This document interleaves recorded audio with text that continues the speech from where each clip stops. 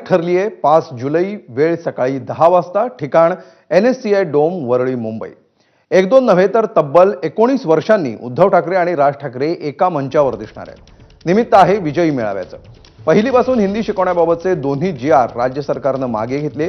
ठाकरे बंधूंच्या आक्रमक पवित्र्यानंतर सरकारनं हे GR मागे घेतल्याचा दावा करत दोन्ही ठाकरे म्हणजेच ठाकरेंची शिवसेना आणि मनसेनं 5 जुलैला विजयी मेळाव्याचं आयोजन केलंय.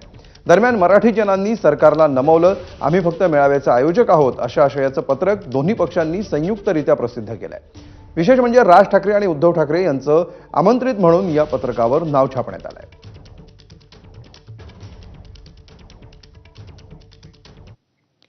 तर टायगर अभी जिंदा है असं म्हणत संजय राऊतांनी पुन्हा एकदा भाजपला डिवचलंय.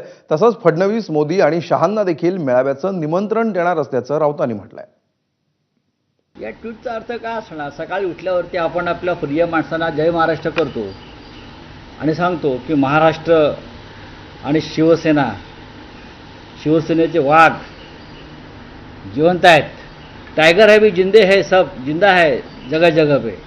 तिघांनी मिळून शिवसेना तोडली, म्हणजे महाराष्ट्र कमजोर करण्याचा प्रयत्न केला. त्याच्यात त्यांना मी सांगितलं की आहोत आम्ही अजून, आणि 5 जुलैला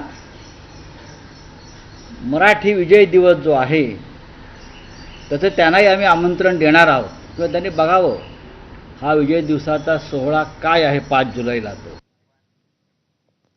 तर राज ठाकरेंनी मनसेची स्थापना केल्यानंतर ते आणि उद्धव ठाकरे कधी कधी आणि